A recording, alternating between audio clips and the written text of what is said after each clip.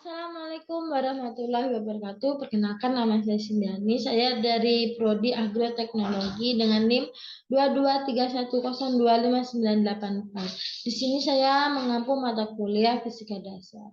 Baik, di sini saya akan menjelaskan tentang teori atom. Apa sih itu atom? Istilah atom berasal dari bahasa Yunani atomos yang berarti tidak dapat dibagi-bagi lagi.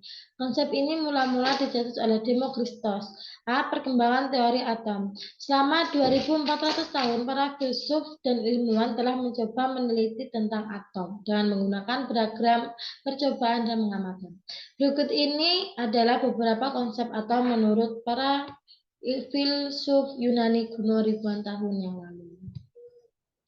Model atom Dalton, John Dalton, ilmuwan Inggris yang telah lama berkecimpung dalam bidang meteorologi, yaitu studi tentang cuaca. Pengamatannya terhadap komposisi udara memimpinya meneliti sifat-sifat gas. Ia menemukan bahwa gas-gas bergabung seolah-olah mereka disusun oleh partikel-partikel individu. Partikel ini adalah atom-atom Demokritos. Pada tahun 1503, ada 5 teori atom yang diusulkan Dalton, antara lain, 1. Atom adalah bagian terkecil dari satu unsur yang tidak dapat dibagi lagi. 2. Atom-atom suatu unsur tidak dapat semuanya serupa dan tidak dapat berubah menjadi atom unsur lain. Misalnya atom perak tidak dapat berubah menjadi atom besi. 3. Dua atom atau lebih dari unsur-unsur berlainan dapat membentuk suatu molekul, misalnya atom hidrogen dan atom oksigen, bersenyawa membentuk molekul air H2O. Pada suatu reaksi kimia, atom-atom berpisah kemudian bergabung lagi dengan susunan yang berbeda dari semula. Tetapi massa keseluruhannya tetap. Gagasan ini sesuai dengan hukum Lavoisier yang berbunyi massa Z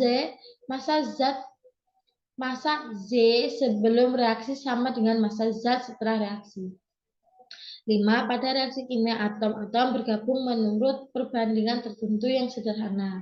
Gagasan ini sesuai dengan hukum Pauli yang berbunyi perbandingan berat unsur-unsur yang menyusun suatu senyawa selalu tetap.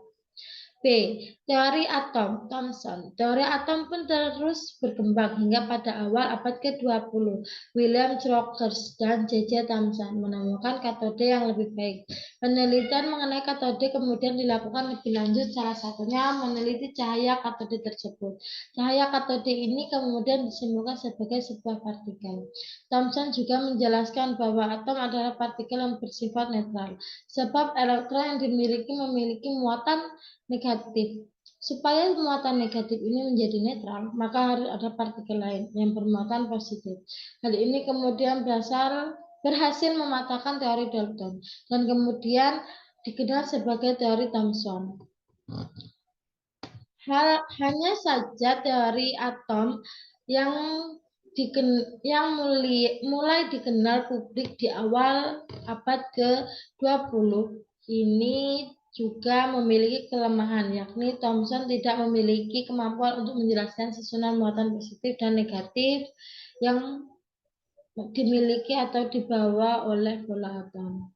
Percobaan Thomson mengukur perbandingan massa dan muatan M/E. Model atom Thomson memiliki Thomson mengukur perbandingan massa dan muatan M/E. E per M sama dengan 1, kali 1011 C per kilogram. Muatan elektron E sama dengan 1, X C. Maka massa elektron M sama dengan 9 X kilogram. Thomson mengemukakan bahwa atom berbentuk bola padat dengan muatan listrik positif tersebut merata di seluruh bagian bola. Muatan positif ini dinetralkan oleh elektron bermuatan negatif yang melekat pada bola seragam bermuatan positif tersebut. C. Teori atom Rutherford. Teori berikutnya kemudian dilakukan oleh Rutherford yang pada masanya melakukan suatu percobaan yang sangat terkenal dan bahkan masih terkenal sampai sekarang. Percobaan tersebut dilakukan bersama dengan dua muridnya, yakni Hans Geiger dan juga Marsden. Ini adalah gambaran dari atom model Rutherford. Oke, Rutherford yang memiliki nama lengkap Ernest Rutherford melakukan percobaan penembakan sinar alfa yang ke permukaan sebuah logam. Logam yang digunakan adalah lempengan emas tipis. Sinar alfa dijadikan percobaan karena memiliki kemampuan menembus peta yang tipis. Melalui percobaan sinar alfa yang kemudian dikenal sebagai percobaan Geiger-Mosten, tersebut diketahui partikel sinar alfa ada yang menembus dan ada yang berbelok. Melalui hasil penelitian tersebut kemudian bisa ditarik beberapa kesimpulan.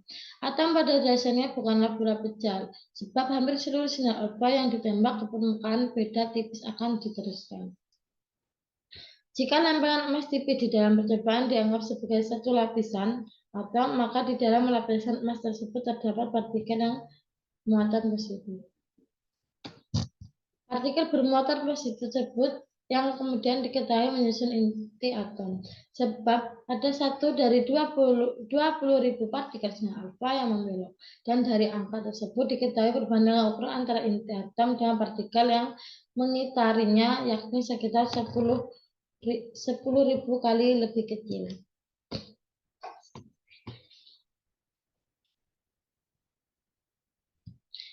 D. Teori atom Bohr. Penyempurnaan kelemahan teori tentang atom yang dikemukakan oleh Rutherford kemudian dilakukan oleh Niels Bohr, yang merupakan salah satu ahli fisika dari Denmark. Bohr diketahui melakukan percobaan menggunakan spektrum atom hidrogen. Ini adalah gambaran dari teori atom model Bohr.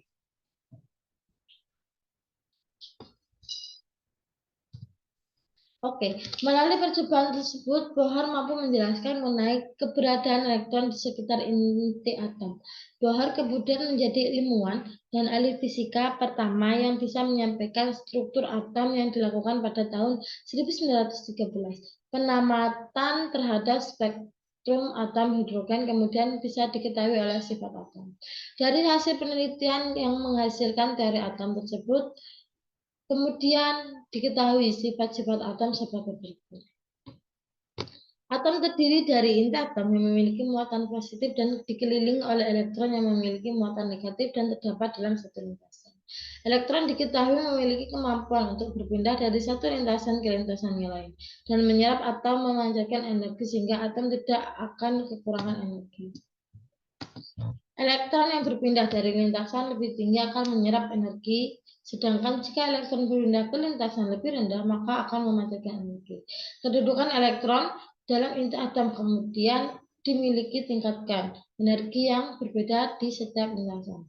Dan pada tingkat tersebut, elektron ini kemudian disebut sebagai kulit-kulit elektron. Oke, teori atom modern. Setelah melewati abad ke-20, teori atom kemudian mengalami masa di mana semakin terang benderang. Dikatakan demikian karena penelitian dan pengamatan paling baru terus berkembang dan semakin sempurna dan menjelaskan bentuk fisik dari atom itu sendiri. Model atom berbentuk atom yang kemudian diyakini oleh masyarakat modern atau masyarakat saat ini termasuk juga kita pada dasarnya merupakan teori yang dikemukakan oleh Erwin Schrödinger dan menyempurnakan teori dari Bohr. Teori modern ini pertama kali dikemukakan pada 1926 dan baku sampai sekarang. Oleh Schrödinger kemudian dijelaskan bahwa partikel tidak hanya berbentuk gelombang, namun juga gelombang probabilitas. Kedudukan dari elektron yang melingkari atau mengelilingi inti atom pada dasarnya tidak pasti. Sehingganya kedudukan yang dimiliki masuk ke dalam kategori gelombang probabilitas, sehingga tidak mungkin bisa menemukan kedudukannya pasti dari suatu awan elektron yang mengelilingi inti atom. Satu hal yang bisa disimpulkan adalah kedudukan tersebut merupakan kebolehjadian elektron, sehingga kedudukannya tidak pasti dan tidak dapat ditetapkan ada lintasan dan kulit bagian mana. Oke, ini adalah partikel menyusun sebuah atom. Melalui penjelasan detail mengenai perkembangan teori atom di atas, kemudian bisa kita ketahui apa saja partikel yang menyusun sebuah atom. Lebih tepatnya struktur dari atom tersebut seperti apa diketahui Ada 3 partikel yang menyusun elektron atom, yaitu 1. Elektron partikel pertama adalah elektron yang diketahui sebagai subpartikel dari sebuah atom dan memiliki muatan listrik energi. Partikel ini kemudian diketahui juga sebagai subpartikel yang paling ringan jika dibandingkan dengan subpartikel lainnya. Bahkan saking ringannya elektron, maka massa ditentukan oleh massa partikel lainnya. 2. Proton. Partikel berikutnya yang menyusun atom adalah proton. Dan proton sendiri merupakan partikel dengan muatan positif. Massa yang dimiliki partikel proton ini adalah massa dengan massa pada hidrogen. Letak atau kedudukan proton ada di dalam inti atom dan berada di lapisan terjauh. Oleh sebab itu, partikel ini tidak mudah terpengaruh oleh partikel lain di dalam atom. Proton dengan karakter ini kemudian menjadi satu-satunya partikel dari atom yang stabil. Oke, 3. Partikel berikutnya adalah neutron dan diketahui merupakan subpartikel yang tidak memiliki muatan sehingga neutron ini sifatnya netral, tidak seperti elektron maupun proton. Tidak semua proton memiliki neutron, contohnya adalah atom pada hidrogen, sehingga partikel yang menyusun atom di dalamnya tidak mengandung neutron. Jadi, bisa diketahui semua teori atom yang berkembang dari masa ke masa melalui penjelasan di atas. Pemahaman ini tidak hanya untuk ilmu saja, namun juga bisa dimanfaatkan untuk berbagai hal. Misalnya dijadikan dasar dalam pembuatan suatu produk yang memakai bahan kimia tertentu. Misalnya sabun, sampo, pipa, PVC, karet, dan lain-lain.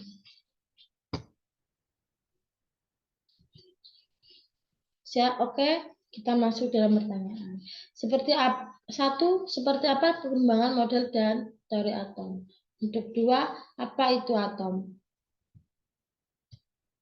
Oke, untuk pertama pertanyaannya, perkembangan teori atom mulai dari Dalton, Thomson, Rutherford, Bohr, dan berakhir dari atom modern yang mengenal konsep kuantum. Untuk 2, atom secara etimologi atau asal kata berasal dari bahasa Yunani atomos, artinya dari kata tersebut adalah tidak bisa dipotong. Baik, itulah penjelasan dari saya. Kurang lebihnya mohon maaf. Semoga bermanfaat ilmunya. Saya juga masih belajar. Terima kasih. Wassalamualaikum warahmatullahi wabarakatuh. Bye.